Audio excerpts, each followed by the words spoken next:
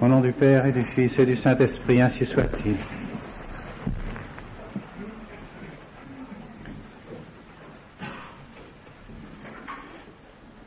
Mes bien chers amis, mes bien chers frères,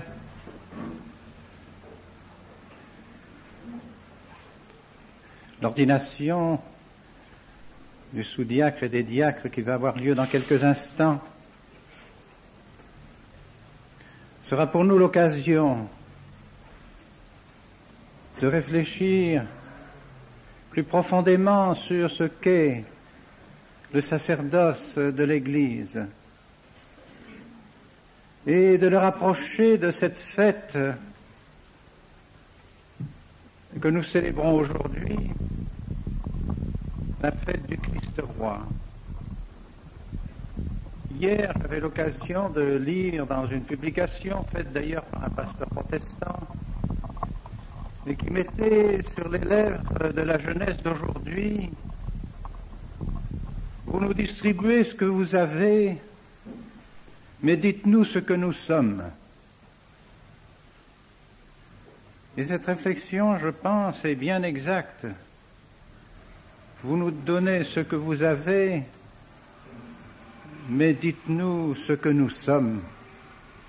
Et il continuait expliquant que c'était la raison pour laquelle beaucoup de jeunes s'adonnaient à des pratiques quasi superstitieuses, recherchées dans l'occultisme, recherchées dans toutes les sectes de l'Extrême-Orient et même dans les sectes maçonniques, quelque chose qui explique ce qu'ils sont, quelque chose de l'au-delà, essayer de percer ce mystère qui est autour de nous. Comme ils sont à plaindre ceux qui ne connaissent pas que notre Seigneur Jésus-Christ est la solution de tous les problèmes. Nous savons, nous, ce que nous sommes. Nous savons que nous sommes par notre Seigneur Jésus-Christ, avec notre Seigneur Jésus-Christ, pour notre Seigneur Jésus-Christ. Voilà la vraie solution du problème de ce qu'est l'homme. Lui seul peut donner une véritable solution à toutes les difficultés et toutes les épreuves que nous pouvons avoir au cours de notre vie et à tous les problèmes qui se posent à nous.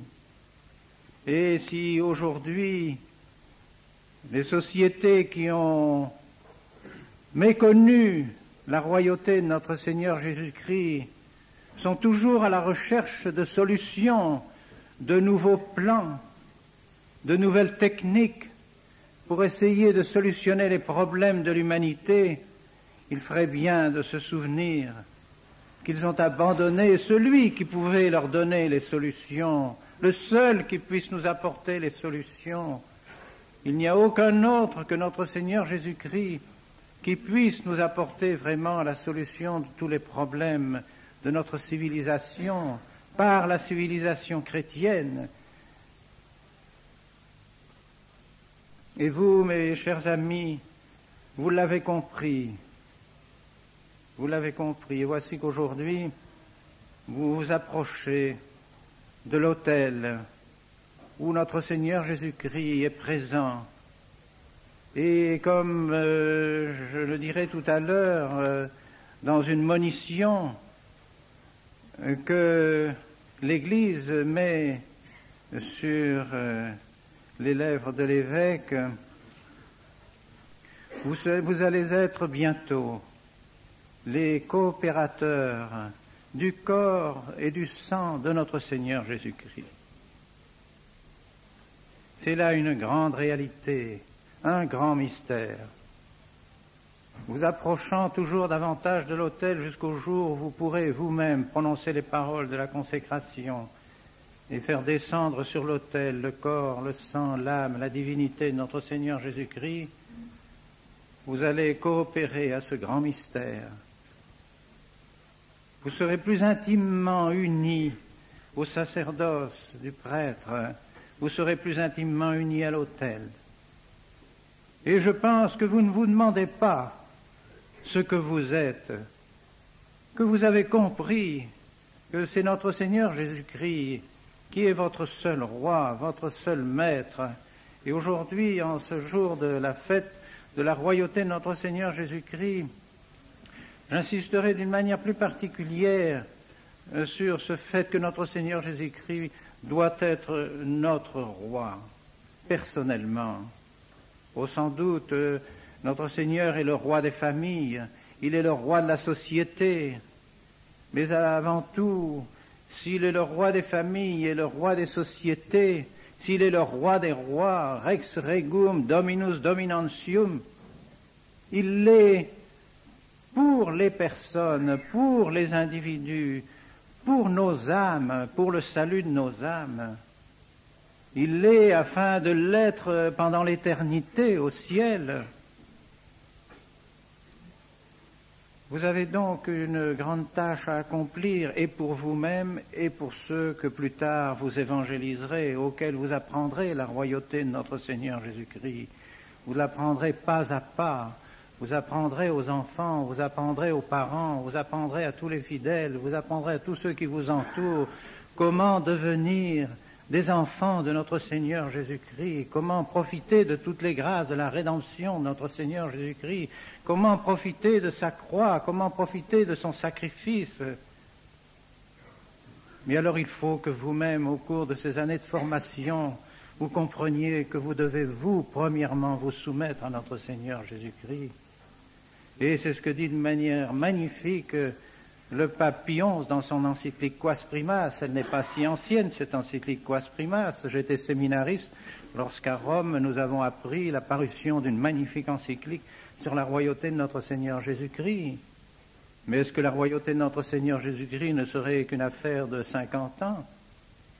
Et non, la royauté de notre Seigneur Jésus-Christ, elle est proclamée déjà dans l'Ancien Testament. Il s'est proclamé lui-même roi devant Pilate. Il s'est proclamé roi et tous les apôtres et tous ceux qui ont succédé aux apôtres l'ont proclamé roi.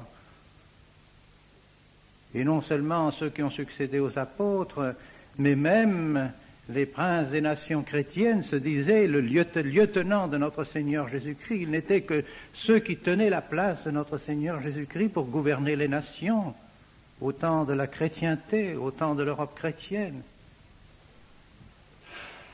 Bien, si notre Seigneur Jésus-Christ est vraiment notre roi, vous devez avoir à cœur de l'avoir comme roi de vos intelligences. Notre Seigneur Jésus-Christ est la vérité. Il ne nous donne pas seulement la vérité, il est la vérité. Par conséquent, recevoir notre Seigneur Jésus-Christ dans vos intelligences, c'est recevoir la lumière de la vérité, et par la lumière aussi de la foi. Soumettez donc vos intelligences au règne de notre Seigneur Jésus-Christ. Soumettez aussi vos intelligences à l'obéissance de la foi. Cela, le monde moderne ne le veut pas. Le monde moderne refuse d'être obligé de croire à des vérités qui ne sont pas sorties de sa propre conscience, de sa propre intelligence. Vous, au contraire, tout au cours de votre séminaire, vous avez médité les vérités de la foi dans vos études, dans vos cellules, penché sur les livres qui vous donnent la foi de l'Église de toujours. Vous avez compris qu'il fallait soumettre vos intelligences à la foi de notre Seigneur Jésus-Christ. Redigentes intellectum in obsequium Christi. Réduisant, soumettant vos intelligences à ce qu'est le Christ. Et vous devez vous soumettre aussi vos volontés. Soumettre vos volontés en vous abandonnant totalement à notre Seigneur Jésus-Christ, en appliquant sa loi, en pratiquant ses vertus. Et cela ne se fait pas au cours d'une seule journée.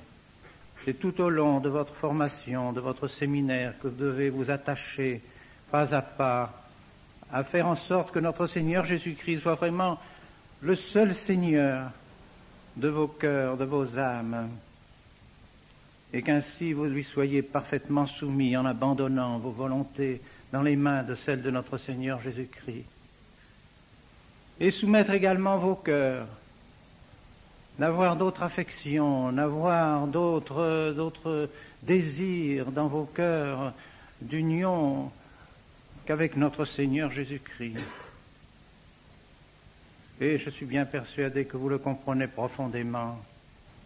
Je suis sûr que dans cette chapelle, dans ce séminaire, vous apprenez tous les jours un peu plus à connaître notre Seigneur Jésus-Christ, à comprendre qu'il n'y a pour vous d'autres joies, d'autres satisfactions, d'autres consolations que de vous trouver avec lui, de comprendre qu'il est notre tout, de comprendre que plus tard et dans l'éternité, il n'y aura que lui.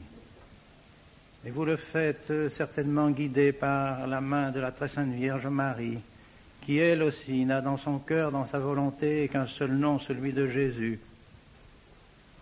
C'est cela qui est vraiment le catholique, c'est cela qui est le religieux, c'est cela à plus forte raison qu'est le prêtre qui a l'honneur, qui a ce privilège incroyable, incompréhensible, incommensurable, de pouvoir tenir dans ses mains notre Seigneur Jésus-Christ, de par ses pauvres paroles, de faire descendre notre Seigneur Jésus-Christ sur l'autel et de le donner aux fidèles.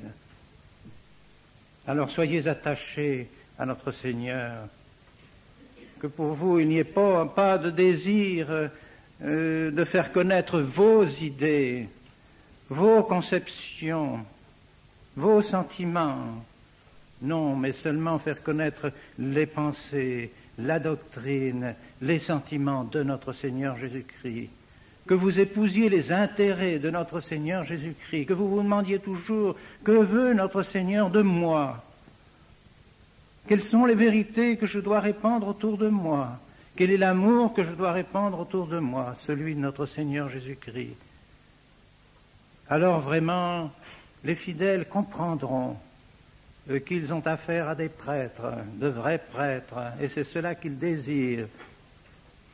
Vous serez estimés, vous serez désirés par les fidèles dans la mesure où vous serez d'autres Christ, dans la mesure où vous leur apporterez notre Seigneur Jésus-Christ, et non pas vous-même, et non pas vos propres idées, vos propres conceptions, vos propres désirs, mais uniquement notre Seigneur Jésus-Christ. Et cette fête du Christ roi nous le dit d'une manière admirable. Vous avez entendu ce matin dans les antiennes que nous avons chantées à l'occasion de l'Aude, et dans tous les textes que nous lisons dans la liturgie d'aujourd'hui, rien n'est beau, rien n'est grand, rien n'est sublime que notre Seigneur Jésus-Christ qui est notre roi. Ah, si le monde pouvait comprendre que notre Seigneur Jésus-Christ aujourd'hui encore, peut être notre roi et doit être notre roi. Mais lorsqu'on dit ça au monde moderne, il s'insurge. Pour les quelques paroles que j'ai pu dire dans ce discours que j'ai prononcé à Lille, quel tollé de la part du monde,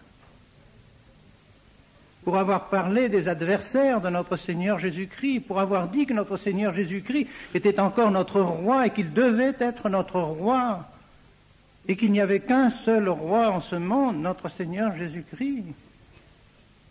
Le monde ne peut plus accepter cette seule pensée d'avoir pour roi notre Seigneur Jésus-Christ. Alors, si l'on fait référence à ce fait que pendant 1000 ans, notre Seigneur Jésus-Christ a vraiment régné sur les peuples et sur les populations pendant 1000 ans de chrétienté, alors nous disons des choses abominables et nous sommes des retardataires, des sclérosés, des gens qui ne pensent qu'à ce qui s'est passé au temps du Moyen-Âge. Nous sommes dans l'obscurantisme. Eh bien non. Jusqu'à notre dernier soupir, nous proclamerons que notre Seigneur Jésus-Christ est notre seul roi, qu'il n'y en a pas d'autre, il n'y en aura pas d'autre au ciel. Il n'y aura que notre Seigneur Jésus-Christ. Et ce n'est pas seulement quand il viendra sur les nuées du ciel qu'il sera notre roi et qu'il doit être notre roi. Et c'est pour cela, peut-être, qu'on a renvoyé la fête du Christ roi à la fin du mois de novembre pour faire comprendre que Jésus-Christ sera notre roi à la fin des temps, lorsqu'il descendra sur les nuées du ciel, mais pas sur cette terre. Mais nous disons, si, sur cette terre, notre Seigneur Jésus-Christ est notre roi, pas seulement quand il viendra juger tout le monde, pas seulement quand il viendra sur les nuées du ciel. Il est notre roi aujourd'hui, il doit être notre roi demain, il doit être notre roi toujours. Et c'est la seule solution pour les peuples d'arriver à la paix, d'arriver à la fraternité, d'arriver à la justice, d'arriver à la sainteté et d'arriver au ciel. Il n'y a pas d'autre solution. Nous devons donc tout faire, ce qui est en notre pouvoir, pour que notre Seigneur Jésus-Christ règne sur les sociétés, règne sur les familles, règne sur les individus. C'est le rôle du prêtre, c'est le rôle des familles chrétiennes, c'est le rôle de tous ceux qui croient en notre Seigneur Jésus-Christ, en sa divinité. Alors ayons cette foi bien accrochée dans nos cœurs, et jamais, même si le monde devait entièrement être soumis aux forces de Satan et aux forces des adversaires et aux forces de ce qui est opposé à l'Église, eh bien nous proclamerons toujours la royauté de notre Seigneur Jésus-Christ. Ce n'est pas parce que les faits sont contre nous que Satan a pu dominer en quelque sorte le monde que nous devons accepter le règne de Satan et faire un compromis avec ce royaume en disant, eh bien, nous acceptons désormais que Satan règne dans certaines sociétés et dans une certaine mesure sur le monde. Nous ne pouvons pas accepter ça. Nous le tolérons si nous ne pouvons pas faire autrement, mais dans nos cœurs, nous avons toujours un désir ardent de dire le jour où nous pouvons bouter Satan dehors, nous le ferons.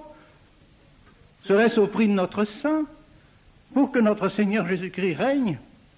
Voilà ce que nous devons, un vrai chrétien, un vrai catholique doit avoir dans son cœur.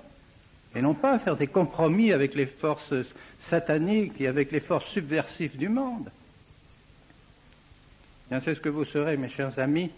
Nous allons demander tous ensemble, maintenant tous ceux qui sont venus de loin, tous vos amis, vos parents qui vous entourent de leur affection aujourd'hui et qui sont heureux de vous voir monter encore un peu plus près de notre Seigneur Jésus-Christ, eh bien, nous demanderons, par toutes les prières de la liturgie, que d'abondantes grâces descendent dans vos âmes pour que vous soyez dignes de cette grâce que vous allez recevoir. Au nom du Père, du Fils et du Saint-Esprit, ainsi soit-il.